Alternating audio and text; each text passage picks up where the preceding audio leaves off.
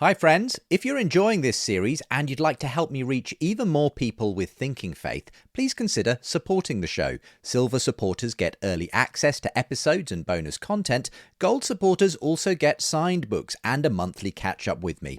The links to support are with the show notes or visit justinbrierley.com. Enjoy today's episode. Good afternoon, everyone. It is September 8th. 2022, and we are interrupting regular programming to bring you breaking news. It is with deep sadness that Buckingham Palace has announced Her Majesty Queen Elizabeth II, the longest reigning monarch in Commonwealth history, has died at the age of 96.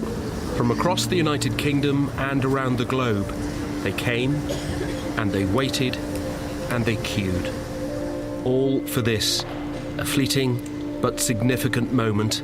A chance to say goodbye, not just to a monarch, but to a woman who meant so much to so many. Thought I was mad this morning. I just felt it was something I really wanted to do.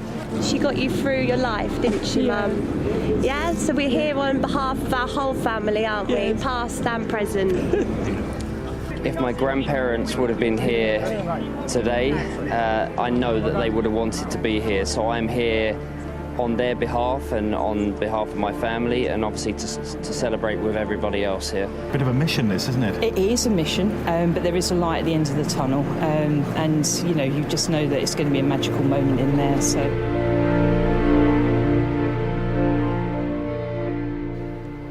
The death of Queen Elizabeth II at the age of 96, after over 70 years on the throne, saw an outpouring of national grief and commemoration, with millions of people paying their respects at city cathedrals and local parish churches. And many thousands turned out to pay their respects in person as her body lay in state in Westminster Hall, London. They're queuing around the clock now. Around 40,000 people, maybe more. It's a queue that's over 4 miles long. In a largely post-Christian culture, the loss of such an institutional icon and a woman of deep Christian faith seemed to cause a latent spirituality to surface in the general public.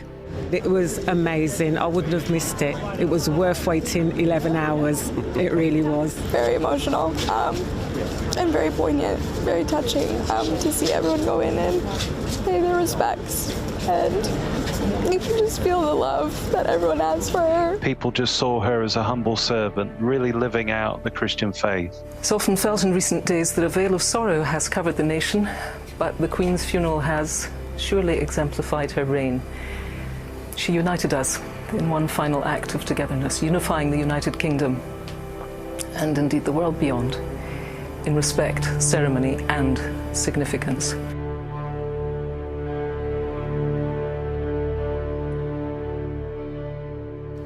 For a week or so, in September 2022, the normal rules of our secular society seemed to get put on pause, and honouring the eternal significance of one woman's life seemed to be a perfectly normal thing for many otherwise apparently non-religious people to do.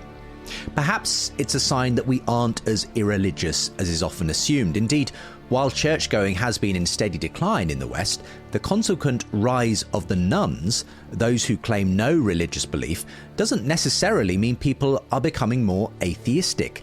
In fact, in our modern age, people can still get very religious about certain issues, identities, and causes.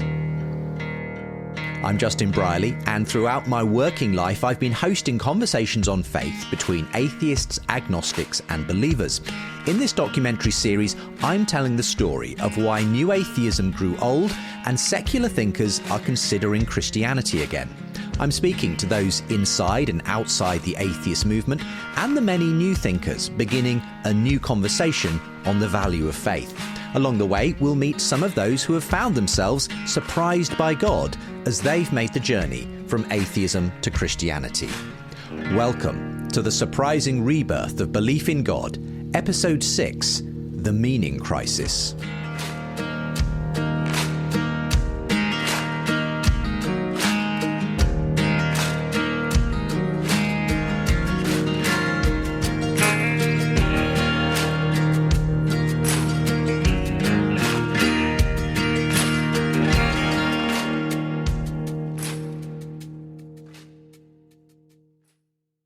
Well, just before we get into the rest of today's show, someone we've heard from quite a bit on the podcast is author and speaker Glenn Scrivener. Hello, Glenn. Hey, Justin. Always great to be here.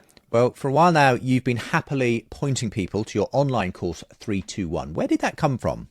It's a passion of mine to help people get to grips with Christian faith and to do it in a way that's attractive and imaginative and deep and that assumes no prior knowledge. So 321 is my way of showing life according to Jesus. We want it to be like a mere Christianity for a digital age. Okay, so that sounds like it's maybe more for those who are not Christians? Well, yeah, many people have done it who are not Christians, and they've found faith for the first time. We're thrilled about that. But like with Mere Christianity by C.S. Lewis, Christians love that book too. And the first audience we have in mind for 321 is actually a Christian who wants to be refreshed in their faith and to have something to pass on to their Christian curious friends and family. Okay, so Christian or not, this basically gets people to the heart of the faith. Right, and nearly 10,000 people have joined the online platform. It's free. You watch these video-led sessions and you think through the stunning animations, you engage with the chat community, you get a ton of extra content thrown in, and now you have on your phone a Mere Christianity that you can share with others. So the phrase we're using is, you can share this without shame, without cost, and without delay. Well, we've been really enjoying promoting 321, and listeners to this podcast can get into it instantly by going to 321course.com/JB. That's 321course.com/JB. Thanks, Glenn. Thank you, Justin. Keep up the good work.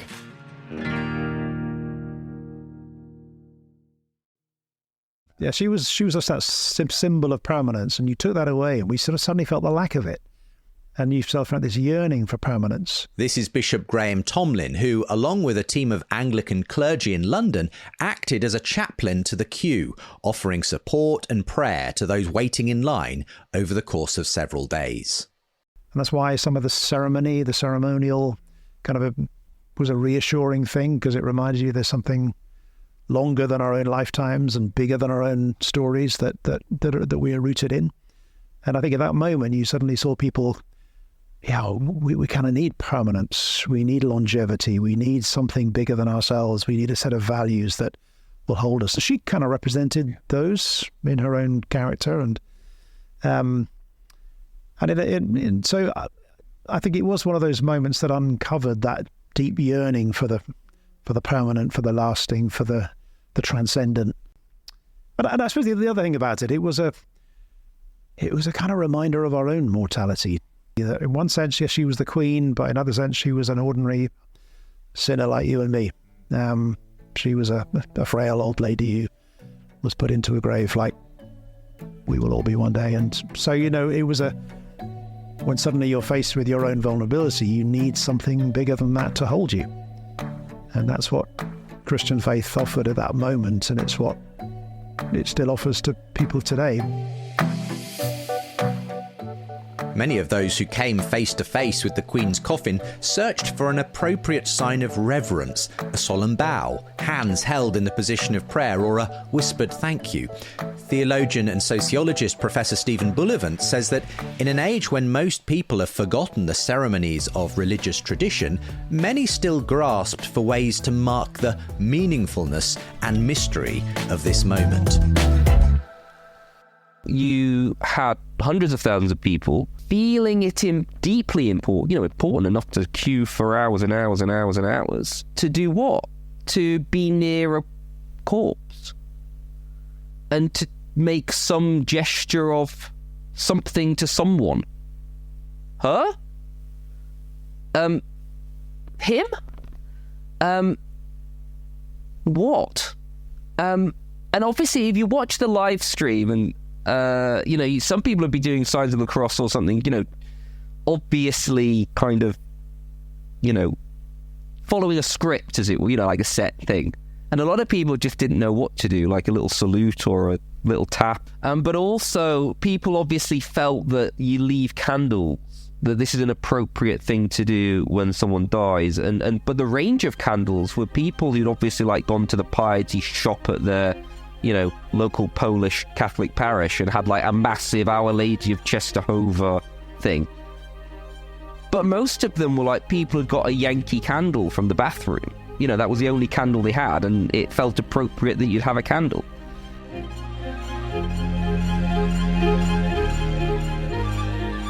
Bullivant, whose books such as Nonverts have charted the rise of the unchurched and non-religious in the West, says that the response to the Queen's death is evidence that being non-religious doesn't mean people have turned into hard-headed atheists.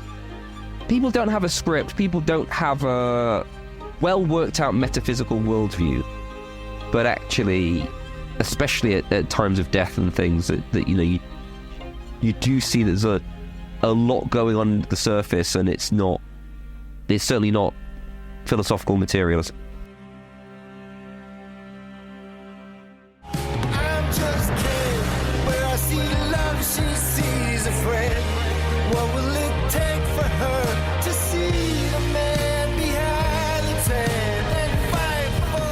This summer, in its own tongue-in-cheek way, the Barbie movie, with its gender stereotype-smashing storyline, reminded millions of viewers that they are Kenuff, and that in the end, we can all be whatever we want to be.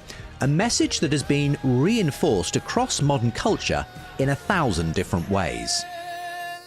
Dare to be yourself and feel like you belong. I thought it'd be cool to make 23 tips for 2023 on how to love yourself. Trans women are women, trans men are men, and non-binary people are non-binary. Like, yeah, you're right. I can just be myself.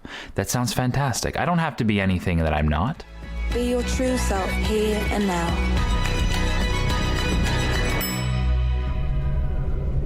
And discover who you want to be tomorrow.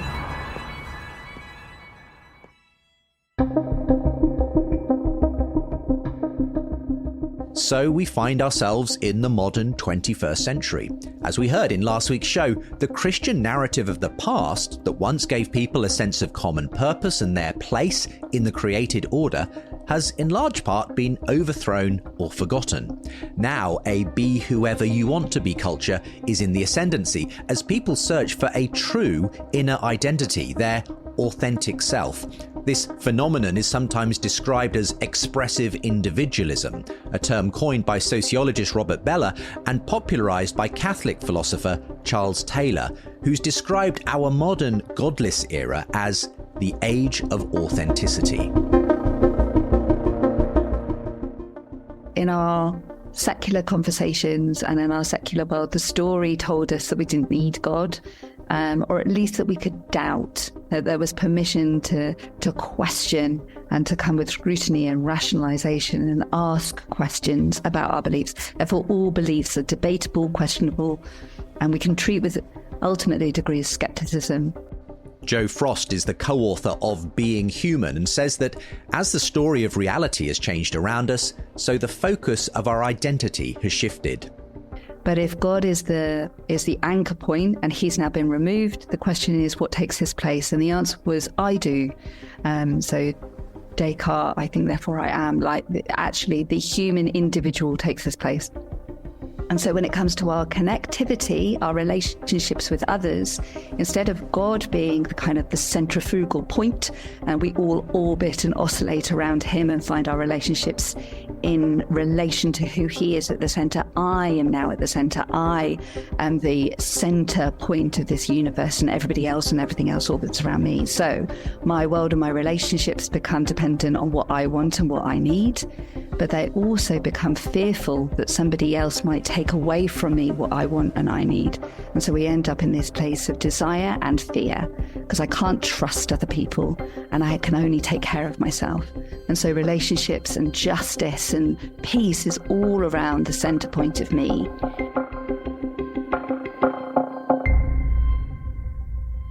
Bishop Graham Tomlin is the author of the book, Why Being Yourself is a Bad Idea. Ultimately, we're not made just to be pure individuals. And the problem with the be yourself advice, which is, of course, everywhere when you look for it, that's the kind of number one commandment of modern life, be yourself.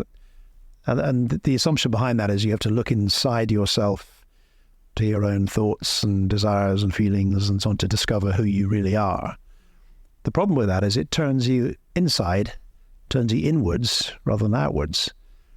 And it breeds a whole world and generation of people who trying to sort of be themselves, to find themselves by looking within, rather than finding themselves by looking without, to their friends, neighbours, family, and to God. Because, again, within the Christian faith, we're told that to be truly human is to be able to love God and to love your neighbour. And yes, there's a loving yourself within that, love your neighbour as yourself. But what that seems to be saying is, I need to make sure that, if I love myself, I make sure that I've got food and shelter and education and all the things that I need. I'm as determined that you have that as much as I do. That's what it means to love your neighbour as yourself. So in other words, we find our true selves in relationship to God and to one another, not just on our own as individuals. And that's why be yourself is not really a very good idea, because it just makes you look in the wrong place. And actually, we'd find our true selves only in relationship.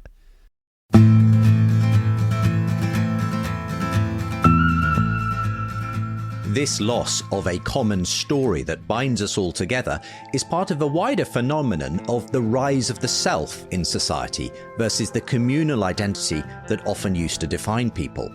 Our current time in history is unique. We live in an era of options when we have 50 different choices for how our coffee is served in Starbucks and can have music delivered to us according to our individual preferences via Spotify.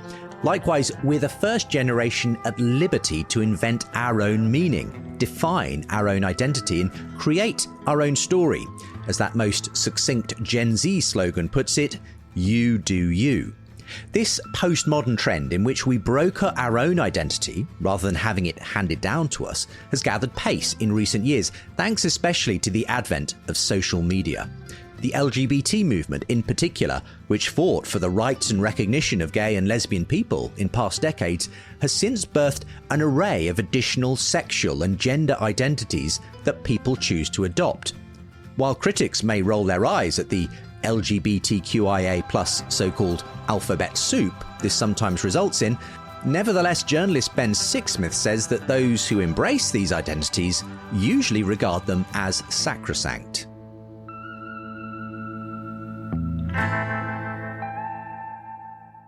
The internalization of meaning is certainly a big phenomenon now, where people take their personal identity to be like an incredibly sacred phenomenon and a kind of mystical phenomenon in the way that someone who is in every sense biologically a male or biologically female, for example, can think of themselves in some kind of biologically unexplained way to really belong to another gender. It does have this mystical quality, and I think I think even people who are firm advocates of the phenomenon would find it difficult to deny that.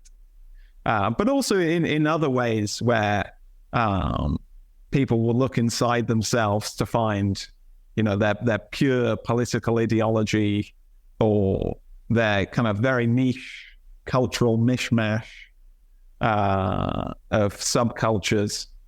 We do locate meaning within ourselves more than we do out in the world. I mean, Charles Taylor has this book, A Secular Age, which is talking about how we've built the kind of buffered self where we're very contained and more or less explicitly trying to keep out outside influences.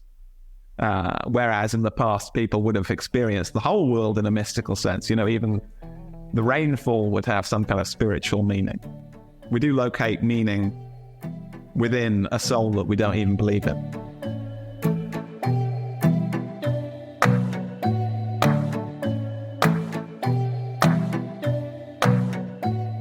It was the German sociologist Max Weber who coined the phrase disenchantment to describe a secular age stripped of the meaning that once imbued everything.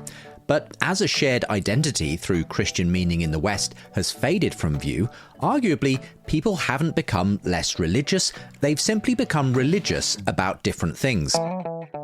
I believe the search for some kind of transcendent meaning through a focus on personal identity is part of a wider picture of the many quasi-religious activities that often characterize people's lives. From new movements such as witch talk, in which young women share hexes, spells and potions in TikTok videos, to more mainstream New Age practices focused on mindfulness and meditation in a post-Christian age people still frequently describe themselves as spiritual but not religious. At the same time, priests who offer rites of exorcism in the Catholic Church say they have seen a significant spike in requests in recent years, a phenomenon they say is linked to the increasing numbers of people who are dabbling in the occult. Whether the objects of faith appear mild or extreme, a willingness to believe in something beyond the confines of science and reason seems to be built into our species. But our own attempts to reweave meaning, purpose, and identity from within seem to be becoming increasingly threadbare. Historian Sarah Irving Stonebreaker, whom we met in a previous episode, has been researching the historical impact of the changing cultural narrative. Stories, and they're very kind of limited stories that the culture has, are in many ways a kind of almost schizophrenic mishmash of what were formerly Christian ideals, but of which have, for example, there's still a kind of yearning for justice or yearning for free ideals which are deeply and richly grounded biblically and in the history of Christian theology, but which have been sort of completely unmoored from that theological, biblical, and historical grounding, and which are somehow these kind of ideas that are now haphazardly tacked onto individual desires. So like, I desire freedom, but there's no kind of real grounded, rich sense of what freedom is. So those stories really are partial, and they're transient, and they're going nowhere. And I think the other thing that is important to add to that is that this story, well, this is sort of paraphrasing Stanley Hauerwas here, who says that really the only story in this contemporary neoliberal society, that the only story I have is my own, in the sense that there's only a kind of highly individual story, because this is a culture of just relentless self-invention. We no longer kind of really, as a culture in the West, invite our children into a heritage, into a story. It's basically all about the story that you invent for yourself. And I hazard that this is, yes, in no small part behind the kind of massive mental health epidemic we have, where young people, of course they're anxious. They're basically cast loose in the world and basically being told to go and invent themselves.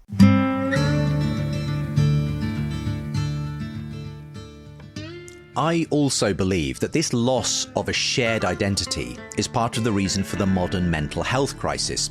And this is the great irony of our age. We live in a more materially prosperous time than at any other. Life expectancy is at an all-time high, and we have constant and ubiquitous access to the kind of technology that our ancestors would have considered nothing short of magical. Yet statistics tell us that we're more unhappy than we've ever been, and that's especially true of young people. A troubling new report from the CDC shows the number of deaths by suicide among adolescents and young adults is on the rise. Experts say the increases have been driven by a number of factors, including stress, social media, and the pandemic. According to the report, suicide rates for people between the ages of 10 and 24 rose 60% since 2011. In 2018, some 6,500 suicides were registered in the UK. That's 686 more deaths than the previous year, an 11.8% increase. Men account for almost 3/4 of these deaths. From 2016 to 2020, suicide was the fourth leading cause of fatal injury for children 15 and under. So we assumed that the greater openness about suicide was having a benefit, allowing people to come forward and seek help when they needed it. So it is a surprise that it's now gone up, and maybe that tells us that talking on its own isn't enough. The prevalence of mental health problems has skyrocketed in recent years, with nearly 1/3 of young women in the UK reporting anxiety and depression, with disturbing ramifications in terms of suicide rates. Psychologist Jonathan Haidt has written widely on these statistics. This is him speaking to Lex Fridman on the effect of widespread social media use via smartphone technology on young people from the 2010s onwards. There's a lot of data tracking adolescents, there's self-reports of how depressed, anxious, lonely. There's data on hospital admissions for self-harm. There's data on suicide.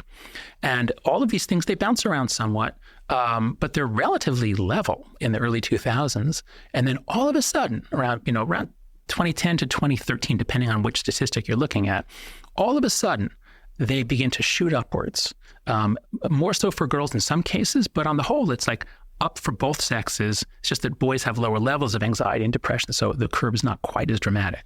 But what we see is not small increases. It's not like, 10%, 20%.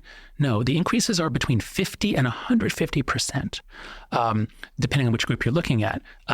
Suicide for preteen girls, thankfully, it's not very common, but it's 2 to 3 times more common now, or by 2015, it had doubled. Between 2010 and 2015, it doubled. So something is going radically wrong in the world of American preteens. So as I've been studying it, I found, first of all, it's not just America. It's identical in Canada and the UK. Australia and New Zealand are very similar. They're just after a little delay. Haidt says that the technology itself isn't the problem. It's those who are controlling the algorithms in Silicon Valley. Connecting people is good. I'm not a Luddite. And social media, at least the idea of users posting things like that happens on LinkedIn, and it's great. It can serve all kinds of needs. What I'm talking about here is not the internet. It's not technology. It's not smartphones. And it's not even all social media. It's a particular business model in which people are incentivized to create content. And that content is what brings other people on. And the people on there are the product which is sold to advertisers. It's that particular business model which Facebook pioneered, which seems to be incredibly harmful for teenagers, especially for young girls. 10 to 14 years old is where they're most vulnerable. And it seems to be particularly harmful for democratic institutions because it leads to all kinds of anger, conflict, and the destruction of any shared narrative. To a large degree, social media, from YouTube to Tumblr to Instagram, has enabled the flourishing of communities where increasingly varied and esoteric identities are affirmed. These online communities have encouraged many new sexual and gender identities to emerge, as well as more disturbing trends in terms of things like suicide ideation.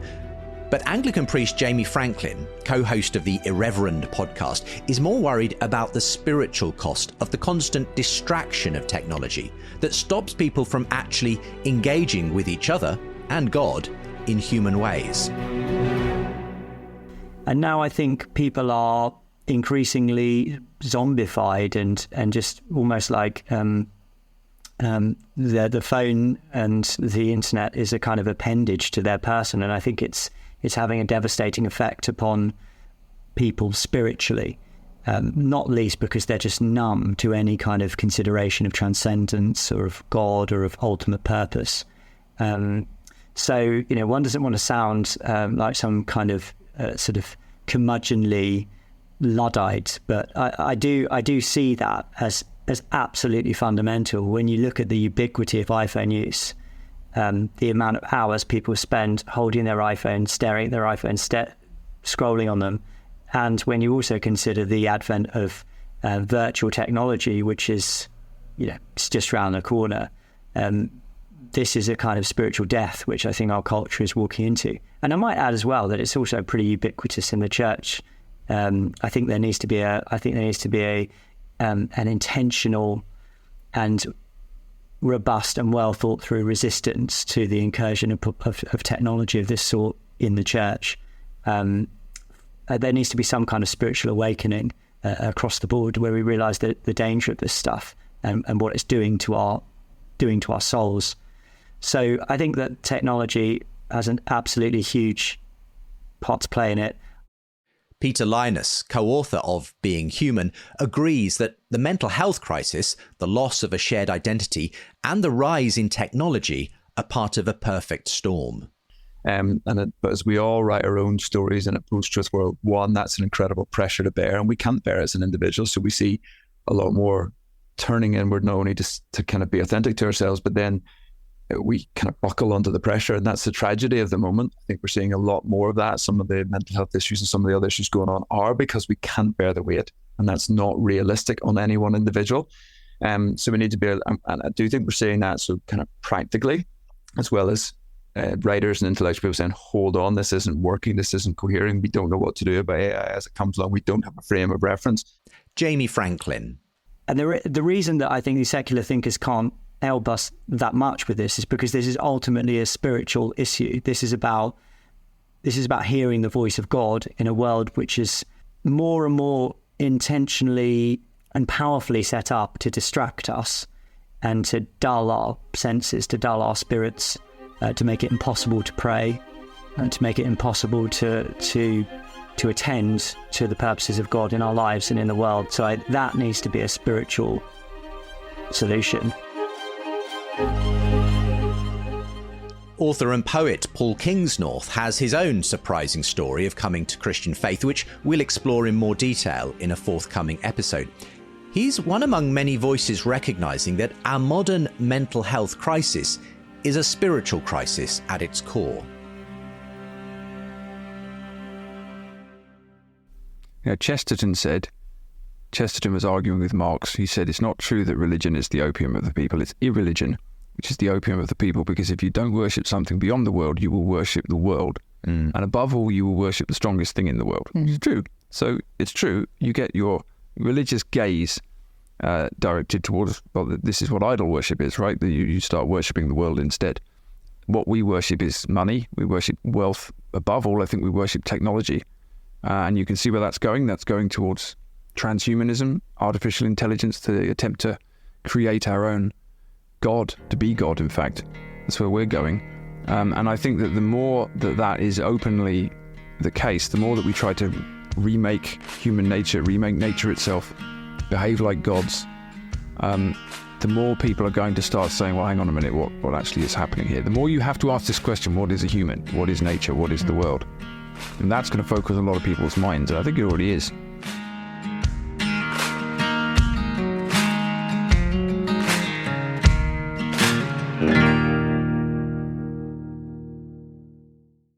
Thanks to Gareth, who wrote in to say, whether you're a person of faith, agnostic, atheist, or none of the above, this series is both genuinely thought-provoking and inspiring. I could not recommend it highly enough. Leaving a review wherever you get your podcasts or simply posting about us on your social media helps others to discover the show. If you want to follow more of my work, why not get my fortnightly newsletter? I'll even send you the first chapter of The Surprising Rebirth of Belief in God book for free when you subscribe. And if you'd like to support the show, you can get early access episodes and bonus content. Gold supporters will receive signed copies of both my books. For the newsletter and to support, visit justinbrierley.com or the links with today's show.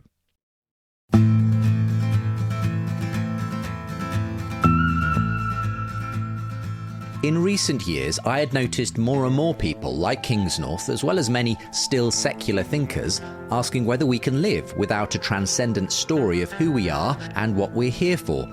They include psychologists like Jonathan Haidt and Jordan Peterson, who we met in last week's episode, but now also thinkers like Ayaan Hirsi Ali, the Somali-born ex-Muslim, who in the mid-2000s became a high-profile speaker in the New Atheist movement, but recently made the shock announcement that she has embraced Christianity. We'll be covering her remarkable story and what her embrace of Christianity means in more detail in a couple of weeks' time. Even Richard Dawkins, who, as far as I know, has not made any recent professions of faith, has nevertheless seemed to soften his critique of traditional religion in recent years. He's been expressing his concerns at the way certain modern quasi-religious ideologies around gender and sexuality are, in his view, threatening scientific truth. In a recent interview with Peter Boghossian, a once stalwart of the New Atheist movement himself, Dawkins was encouraged to consider the substitution hypothesis, that these new quasi-religious movements were superseding the traditional religions that he once railed against. If it's true, and I don't know if it's true, that there's a substitution hypothesis, then should rational people step out of the way or not encourage people to believe things that are false? Because I would never do that, and I think that's grossly unethical. But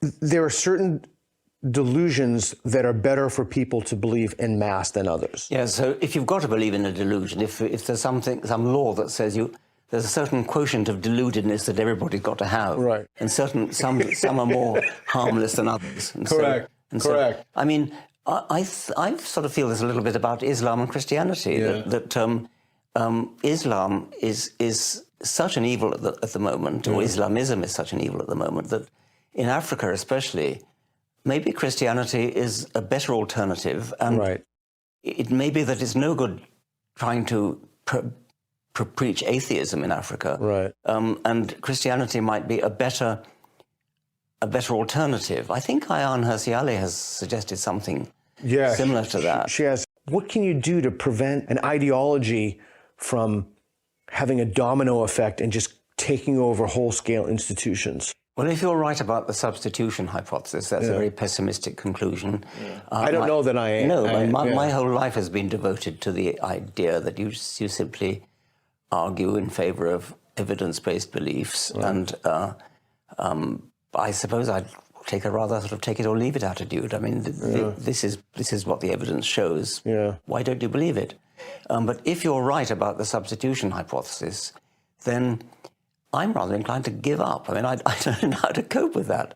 I used to think that the one thing that would make me want to die would be if I found myself in a world where I was surrounded by people who no longer believed in evidence and believed in something else other than evidence, somehow felt contempt for evidence. And I hope we're not approaching that now. I mean, none of my friends are like that. Dawkins' mention of Ayaan Hirsi Ali was prescient. We'll hear more of her recently changed relationship with faith in future episodes, and how Boghossian, while still an atheist, has also changed his outlook. In another interview with Francis Foster and Konstantin Kisin of the Trigonometry podcast, Dawkins went so far as to acknowledge that in an increasingly anxious culture, religious belief could act as a necessary salve for those who have it. So, for instance, when somebody is very ill, and maybe they have cancer, and they don't know if they're going to live or not, this knowledge that there is a supreme being looking after them, or there's somewhere that they're going to go afterwards, provides someone with a deep sense of comfort in the darkest moments of their life. And whilst I agree with everything that you said about science and discovery and the wonder of looking at the universe, I don't think that provides that particular emotion. Do you see? No, it's probably true. Again, you can say that the solace that you get, the comfort that you get from a belief, even if it's false, nevertheless is comforting. The comfort that you get from believing a falsehood is like a drug, and it's a perfectly valid argument to say that there's everything to be said for the drug. There are, of course, real drugs you can take. It doesn't have to be a false belief. You can take soma equivalent. Well, that is absolutely true. It's that drug is such a powerful thing. You see, I've got to the stage in my life, Richard, where I can tell a lot of the time if someone is religious because there's a lightness about them. There's almost that kind of existential dread which hangs off atheists, and maybe I'm projecting somewhat, they don't seem to have. Not my experience. I would say you have the same lightness, by the way. Actually, yes. Okay, I'm not sure that would stand up to a serious investigation. So we are living in the midst of a mental health crisis, which seems to stem from an identity crisis and which may ultimately be a spiritual crisis. A recent UK survey reveals the scale of the problem in our culture. 9 in 10 young Brits aged 16 to 29 responded that their life lacks purpose or meaning. Psychologist John Vervaeke has pinpointed the loss of a religious framework as a key to this phenomenon, and has written and spoken extensively on how the Enlightenment and the move to a secular world led to the loss of a religious worldview that homed us and gave us access to wisdom. Now we live alienated from the world and even each other as we lose the stories, rituals and community that once grounded our lives. We are self-medicating, distracting ourselves to death with technology and material things, yet a form of hedonistic nihilism has settled into many parts of our culture.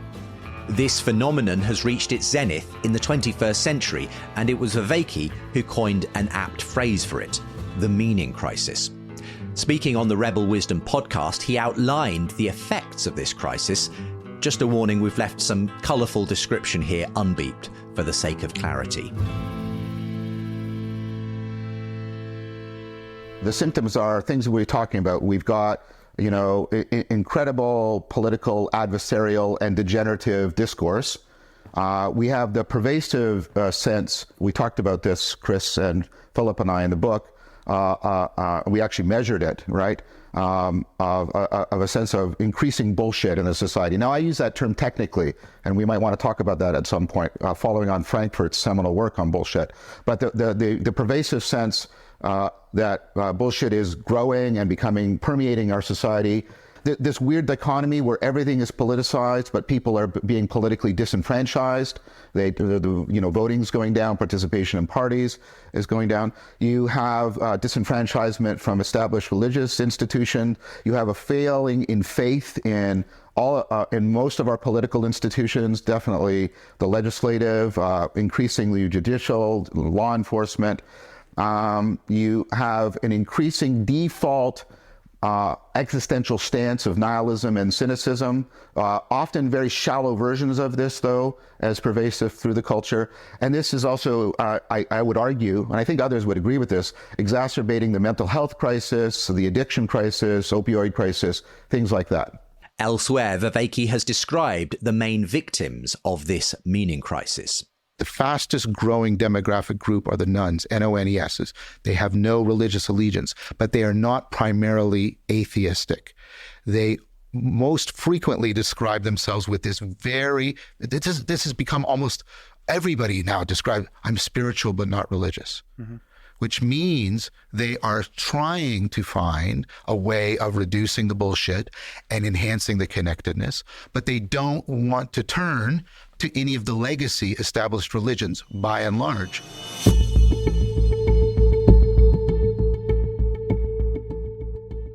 But it's not just about the loss of institutional religion. Paul van der Klee has been charting the meaning crisis as a vlogger and speaker over several years. He told me why the new materialist meta-narrative that came to replace the Christian story of reality has precipitated this moment. Once we began to see the universe not as an enchanted, spirit-filled, magical place, but a system of interlocking machines, we began to suspect that we ourselves were nothing but a machine. I am simply, sort of in a Sam Harris way, I am simply the working out of chaos and physics in the world. All of my whole sense of self is nothing but a grand sociological, psychological mechanism. And I am of no greater importance than the fish of the river or the birds of the air. I am just following my programming. And The Matrix, I think, in 1999 sort of epitomized that. And so on one level, we began to ask, what does it all mean? My happiness is only a product of brain chemistry. My presence is only a product of genetically evolved human beings. My sense of wonder is just simply mental stimulation. And if that's the case, why not simply pursue good thoughts and not bad thoughts, good times and not bad times? Why not just be a simple hedonist? And, I think Peterson is right in that he noted that we don't live for happiness. We live for meaning. If people simply lived for happiness, there'd be no wars, because why bother? There'd be killing, but why organize?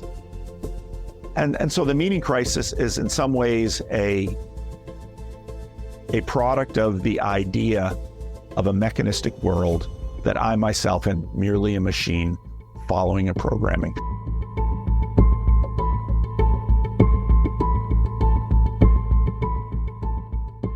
Now we have so many decisions inflicted on us that it's just natural for us to look about with more confusion. I asked Ben Sixsmith if G.K. Chesterton's dictum that when people stop believing in God, they do not believe in nothing, they have the capacity to believe in anything, was coming true in our culture. He said it's not just about the loss of God, it's the loss of many overarching stories. In the past, there were more kind of collective narratives about what it meant to be alive within a nation, within a faith, within even like a local community. And now a lot of those collective narratives have died. I mean, people generally are less patriotic in the sense of thinking like a country is a single collective force. People are less likely to be religious. Our local communities and families are much more fluid. It's what Zygmunt Bauman called liquid modernity. So we're kind of looking around for meaning, and then suddenly it's not there. So I think there's a kind of philosophical depression that's more of an issue than a kind of secular religious radicalism. You know, people now, we have this kind of slightly uninspired individualism where we're not really sure what to devote our life to. We'll travel around a bit and poke in the nooks and crannies of society and culture for meaning, but nothing often that leads us to, have kids or build institutions or build connections. So I think there's a lot of truth to what Chesterton said, but also it had its opposite, which, if anything, is more damaging, the kind of the sigh at the end of centuries of crime.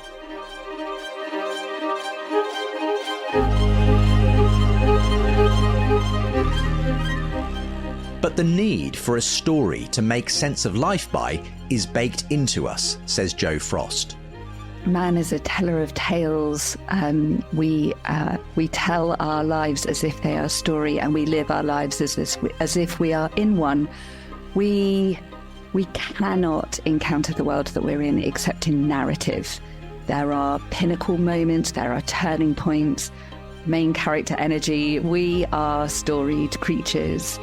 And I think one of the challenges that we've encountered just in our lives, on our streets, through COVID and everything else that's happened with us, that people's stories have got smaller. The smaller the story, the less capable it is of holding the weight of a whole human life. Because to be human is to be made in the image of God. It's to have purpose and meaning and dignity and value and connectivity and all of these amazing things. If our stories are too small, that's where we see the cracks and the fragmentation and the anxiety and all of these things bubble up. So I think the stories that we tell of ourselves and the stories that we inhabit are incredibly powerful. And I think we've encountered in time and time again that the fragility of our cultural stories are having profound impacts on who we are and how we relate to each other. And that we need to have confidence that actually there is a bigger story and there is a better story that we're invited to participate in. And it is rich and it is deep and it's complex and it's nuanced.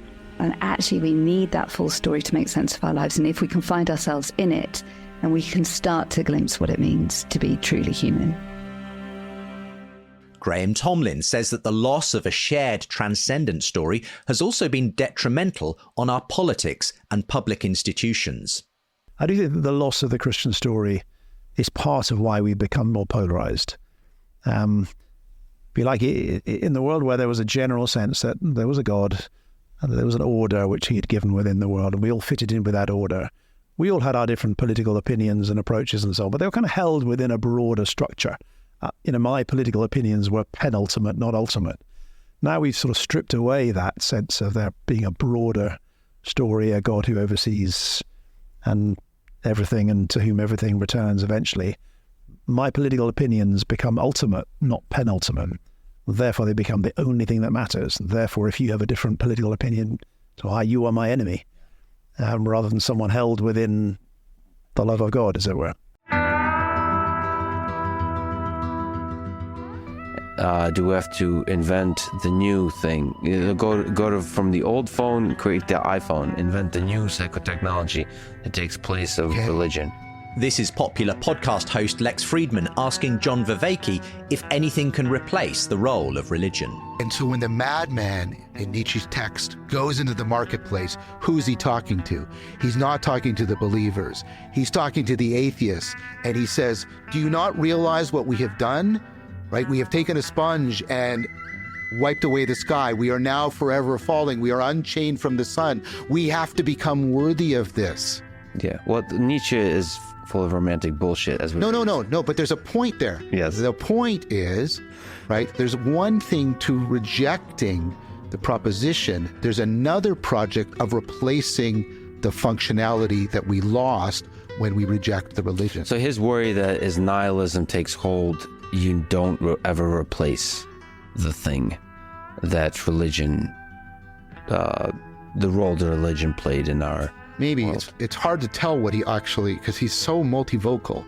I'll speak for me rather than for Nietzsche. I think it is possible to, using the best cognitive science and respectfully exacting what we can from the best religion and philosophical traditions, because there's things like Stoicism that are on the gray line between philosophy and religion. Buddhism is the same. Doing that best cog sci, that best exaptation, we can come up with that functionality without having to buy into the particular propositional sets of the legacy religions. That's my proposal. I call that the religion that's not a religion.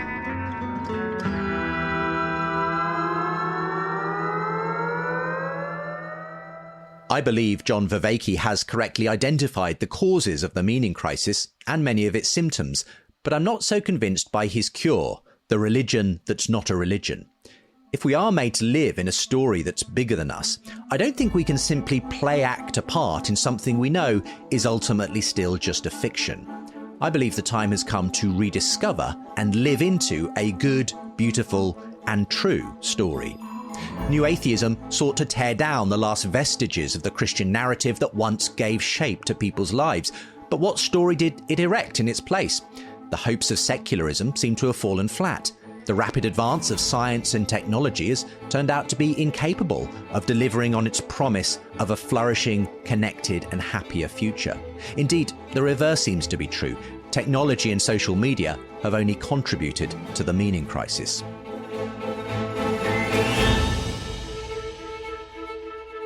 Yet we are innately meaning-seeking creatures. Indeed, I'd argue that we are innately religious.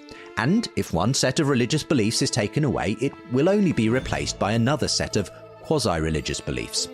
And whether it be sacred sexual and gender identities on the progressive left, or the political mythology of a savior who can make America great again on the right, I believe the stories we have replaced the God story with are increasingly incapable of sustaining us or our culture.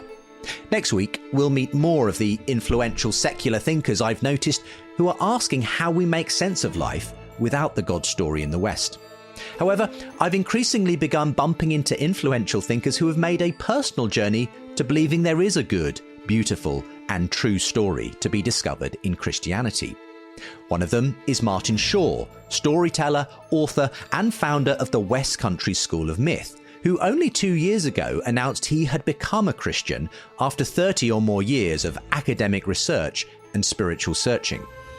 I asked Martin, firstly, what a storyteller and mythologist is, and whether the Christian story could be that true myth that makes sense of all the many smaller stories our culture is telling itself. Tell us what a mythologist and storyteller is, first of all. Well, they're two slightly different disciplines. A storyteller is exactly what you would imagine. It's the thing that we've been doing since the Lascaux caves. It's looking around at consciousness, looking around at the world we're living in, and making sense of it to some degree through stories. A mythologist has the ring of academia about it, I suppose. A mythologist is someone that explores the layers of a story from its kind of, metaphysical wow factor down to, does this story feel like it happened to you on the way to work this morning? Because actually, to be honest, if a story doesn't have some kind of resonance in the life we're actually living, they don't get remembered for long. The God-shaped hole, the meaning-shaped hole, for me, the myth-shaped hole is not going to go away. I mean, you're obviously an imaginative, artistic soul. I almost have this vision of you, Martin, as a sort of wild man of the woods, kind of, just exploring nature, inviting others into this journey. You've obviously had, though, you've gone the academic route. You've done the PhD. You've obviously established a school of mythology and storytelling as well.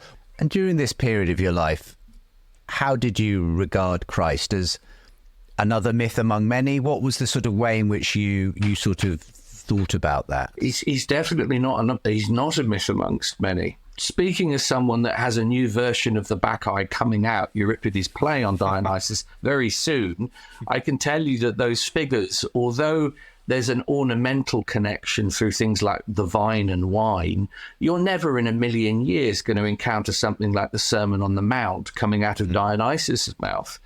I found Christ disturbing.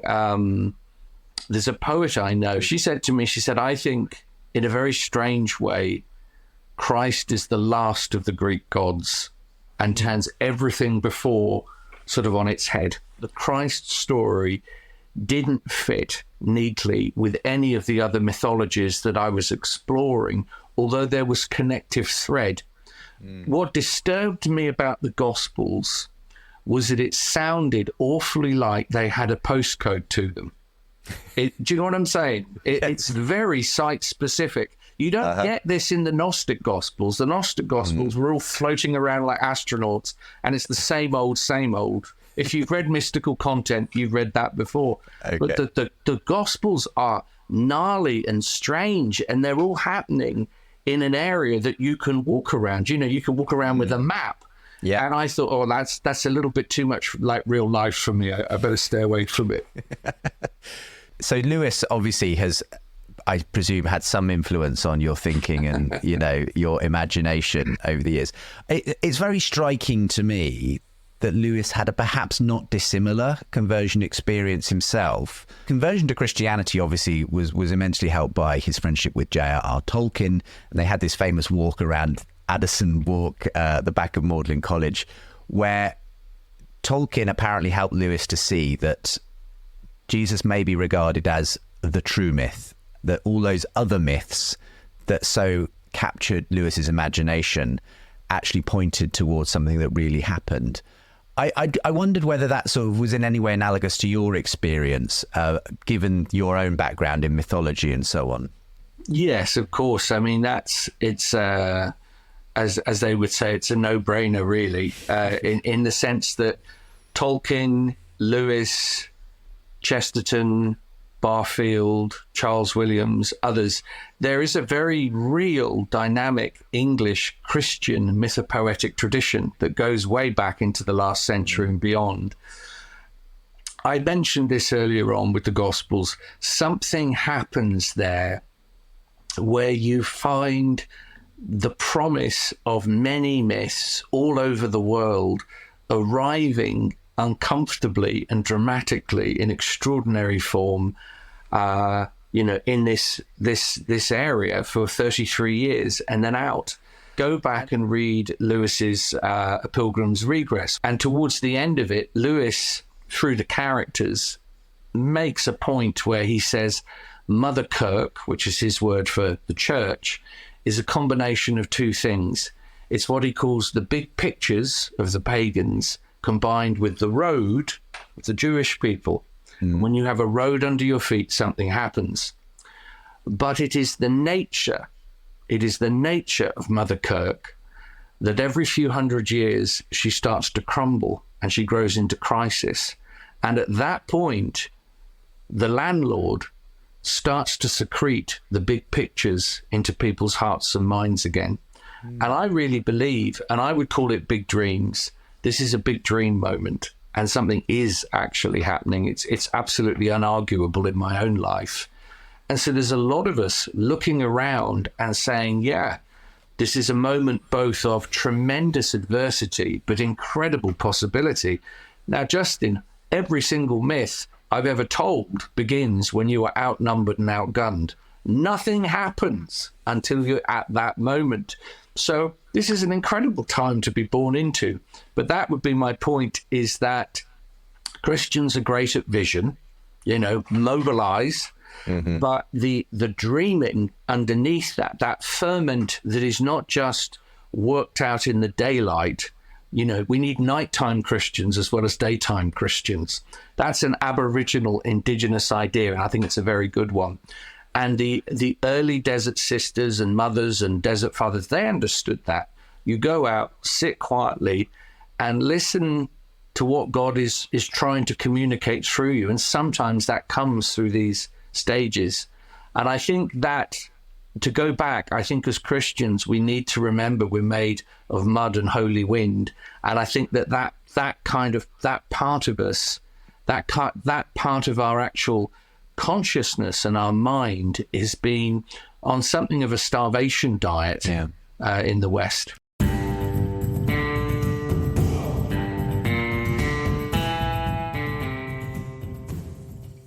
I wonder, even as we see church going in the West decline and institutional religion losing its power alongside a meaning crisis in our culture, whether Martin Shaw's idea that we're living in a moment when the Christian dream is being reborn could be true.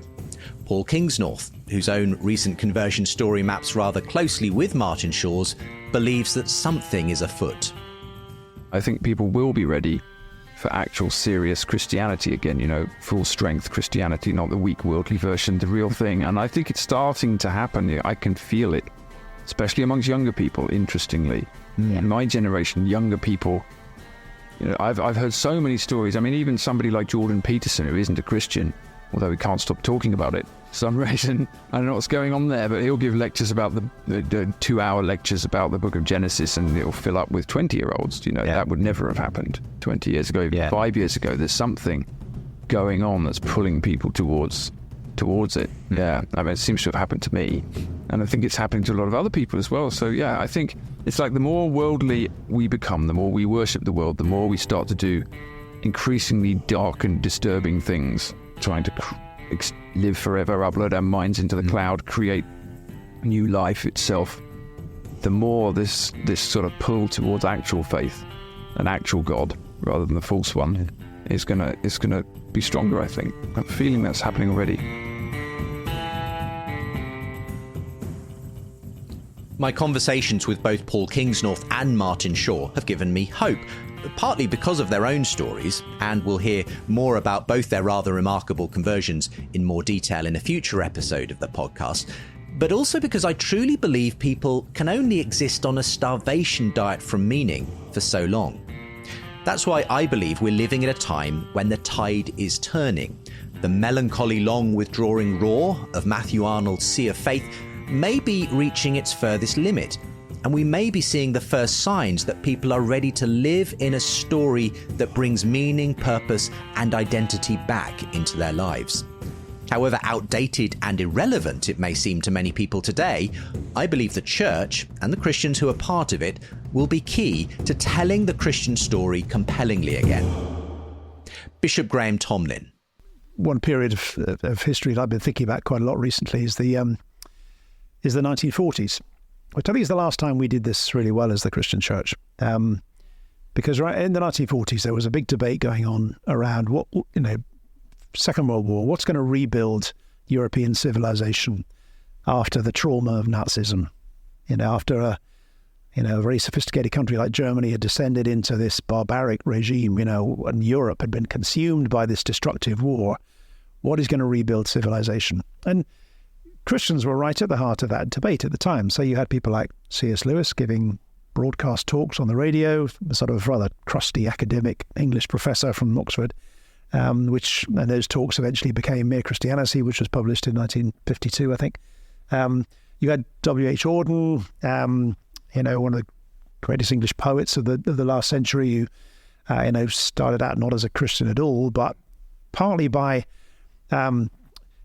confronting the evil of Nazism and then having to think to himself, what has got the spiritual and moral power to confront something like this, and realizing ultimately only the kind of profound riches of Christian faith had the sort of moral and spiritual ability to kind of overcome the evil of Nazism. He becomes a Christian and starts writing profoundly Christian poetry. You get T.S. Eliot doing the same thing with, the move from the wasteland of 1922, this rather bleak sort of view of the world without any great hope in it, to the Four Quartets, which is a deeply Christian cycle of poems written in the 1940s. You get Evelyn Waugh again, Brideshead Revisited, deeply kind of Catholic author. He says at the beginning of that book, this book is about the various workings of divine grace upon particular individuals and the story of their lives.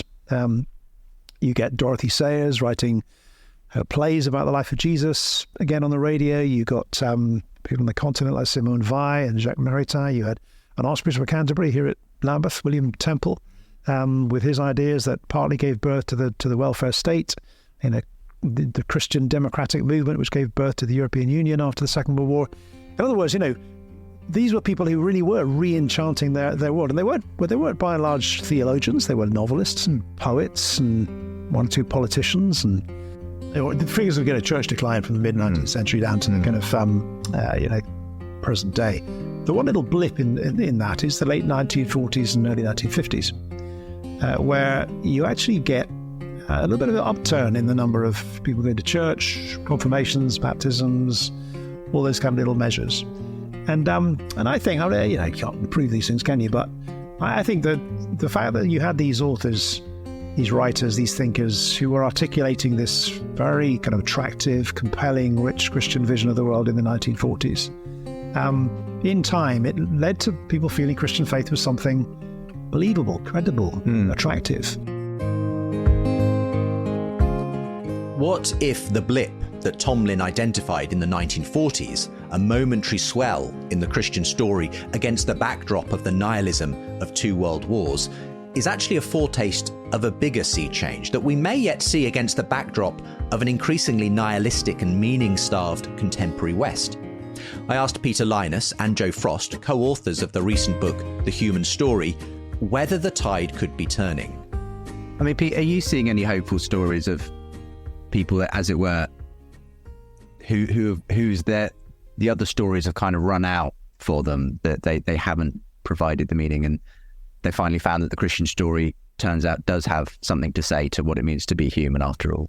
Yes, absolutely. And I think at two levels, again, you see it at the kind of larger cultural level where you see that, okay, what is a woman? Actually, that's quite, and we're splitting and not along traditional lines. People going, hold on, there's no coherent underlying thing we can agree upon.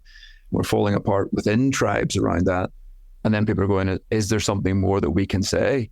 So you see it that then absolutely at the more personal level, it's the parent who sidles up to me at a swim gal and says, look, I don't agree with all your tweets. It's probably something to do with sexuality, which says, but I'm so glad you tweet on this. Like, our daughters are swimming, and said it's not fair. They might have to compete against boys, and they definitely shouldn't be in the same changing room. And so that opens the space for a slightly different conversation where we're now in agreement on some of these cultural issues.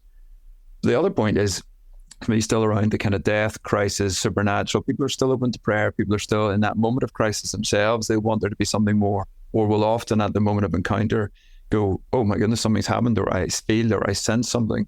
The intellectual often comes, I mean, even with Lewis or somebody, it's like an experience almost first, and then the story. Like, for so many people, there's an encounter moment, there's experience in the presence of God, there's somebody prays for you, you feel that Jesus is there, and you can't almost put words to it, and it doesn't sound like, it sounds almost weird to say it, and they know it, but there's something that happens in that moment. And that's the kind of transcendent seems in our very secular age. People want there to be an experience like that. Please tell me there's something more than what I see around me. And it's so pathetic, if you like. Every day, I'm a news junkie, but every day I just go, what? This is getting worse. I don't know how people do it without the God story as an anchoring story, without the community of faith that we get to journey with. But at the center of that, without the person of Jesus, I don't know how. I mean, fair play to people in a sense, raising families, doing life, getting through. I couldn't do it. But I want to invite people into those, the story, the community, and the central person of Jesus. And I'm seeing people definitely more open to that. So I think the idea that Christianity is just kind of some wacko belief is kind of, it's really, everything's a wacko belief at the minute. It feels like everybody's views are up for grabs. Everybody's beliefs are getting pulled around. We're all as wacko or as crazy or as sensible as the next person. There is no clear dominant story anymore. And so, but in many ways, I see that as a massive opportunity. And ours has the benefit, and I say this kind of, how do we do it, of being true and being, it does, in fact, explain reality in a way that's different. And that's been my experience. So I want to tell you that intellectually, but I also want to say experientially. I've encountered Jesus and he's changed my life. I mean, just finally, Joe, I think for me, what's really important in this is what Peter's been referencing there, the church, the community within which we tell this story and encourage each other in it, because we're made to be relational, obviously. And to that extent, I almost wonder whether in our highly technological culture, it's actually increasing that individualistic sort of nature in culture. We're, you know, despite being more connected than ever, we're more lonely than ever and everything else. Maybe the church is one of almost becoming the last remaining place where you can potentially find true community. I mean, is that an important part, again, of this sort of finding the human story, the fact that it's through the church ultimately that we discover it? Oh, absolutely. And I think that's, the church is both the representation of the new humanity in Jesus, but it's also the representation of the fallenness of humanity. It should not surprise us that we find our brokenness in the church and that the church is of sin and hurt and harm. But actually, at its beauty, the church is the lifesaver. The church is the bride of Christ. We are the general Eve. We come in and we offer life in partnership with Jesus. And it is in those church communities. And all of us, if we've been in church for any period of time, we have had those stories. We have had those stories of people come in and say, this was my hospital. You saved me. I had nothing. And in I came and you welcomed me. We can lose sight of the beauty of the church, that we are the bride of Christ, adorned in splendor, because we still see through a glass dimly all the bits that we fail at. But day in, day out, in communities, down our streets, in our places, we see the church serving our community and bringing the kingdom manifest in people's lives. We saw it in COVID. Church workers were key workers. It was the church that fed, not exclusively, but time and time again, we put our values, we put our story into practice, and we saw life, and we saw the power of Jesus break into people. And I think we can never lose faith in the church. We can recognize our fallibilities and we can give ourselves over again to say, Jesus, have your way with us. Transform us again by your Spirit. Sanctify us, justify us, bring us back by your grace. Forgive us for the bits that we get wrong. But Lord, help us be your church, because the church is humanity. It is the coming of Christ manifest in our communities, and it's a beautiful thing.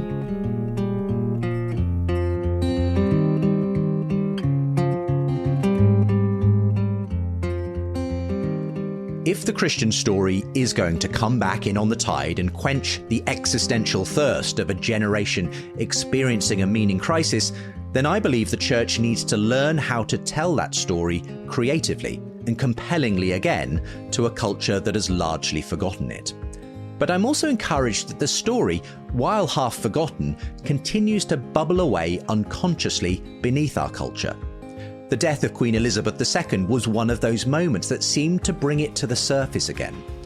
I'm convinced we all need a story to live by, and I'm increasingly getting the sense that this generation may be primed to hear the Christian story again. And often, it's prophets from outside the church who seem to be reminding us of it most powerfully.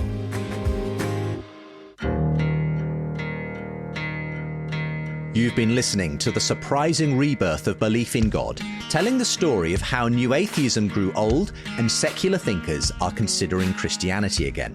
This podcast series is also a book. You can read the first chapter for free when you join my newsletter at justinbrierley.com, where you can also order the book or get a signed copy. Patreon supporters get early access to new episodes of this podcast, plus bonus content. You can find out more and about other ways to support this show at justinbrierley.com.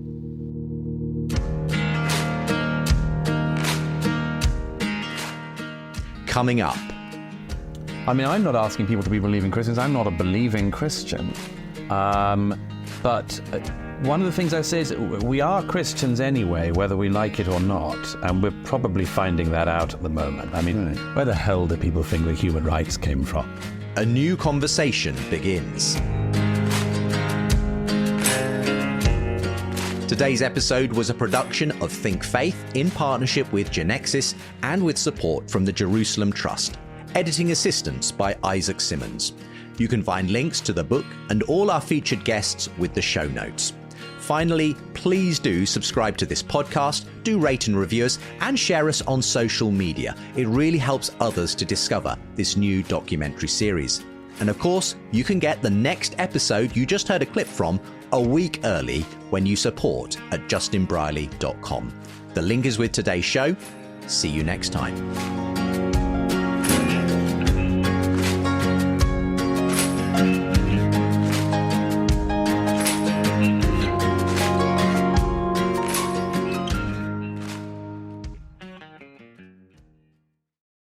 Thanks for listening today, and to Ellis, who left this review saying, one of the best podcasts I've ever listened to. Historical, insightful, reasoned, and full of heart. So necessary in a culture that has forgotten why it is like it is. Just bought the book too. If you can leave a review, it helps others to discover the show. And if you want to buy the book, like Ellis did, you can get a signed copy from my website. As it happens, gold supporters of this show get signed editions of both my books anyway, plus lots of bonus content and early access. And of course, your support makes a huge difference to me being able to produce this podcast. So for the book or to support, visit justinbrierley.com or follow the links with the show notes.